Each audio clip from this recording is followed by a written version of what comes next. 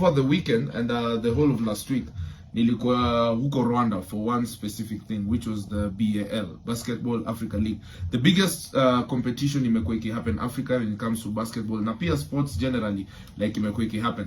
And the thing is, while we were there, sisi tumeka hapo tunashtuka mazee, like about the arena vile inakaya bake vile imepangwa, BK Arena man, like yani vile wamepanga kila kitu. But that's not it.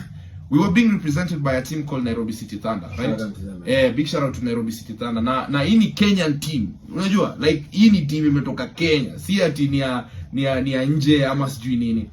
And when I was there, I was thinking to myself, and this goes straight to the Ministry of Sports in Kenya. Hawa sio wako wapi?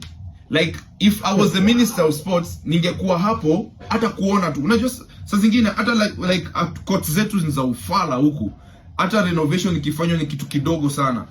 Wanafaa kuwa pale uone what other people are doing out there. As a matter of fact, a Kenyan team is representing us.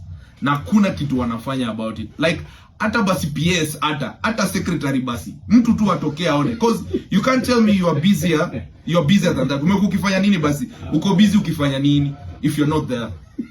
You see? Like now hadi ministers wa countries zingine wanaenda kuangalia like ndo hii team yetu ina play, this is what they are doing, this is what they need, this is the kind of facilities they need, because definitely we need better facilities. Na sports mazee kuna do mingi sana inatembea kwa ministry, hakuna kitu wanafanya about it. Hao vijana wamecheza bro, umeona stadium ya Nyayo? Umeenda ukaona hiyo court yani? Nimeona hiyo court. Umeona court hata ya Kasa which is the best.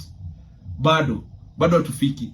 These guys need to like wanafaa ku style up kidogo. Wanafaa kuanza kufungua macho man. Like whenever a team is playing out there, CS bana, minister, like PS, mnafaa kuwa hapo mnaangalia hiyo stuff, because anyway you're being represented. To be honest, hakuna kitu anadu. Mimi nimeenda hapo nikajionea. Unajua heri ningekuwa nimekaa Kenya hivi nikatulia. Nilienda hapo nikaona hizo court, nikaona hiyo arena vile inakaa na nikasema hata Kenya tungekuwa na moja tu, tungekuwa so far.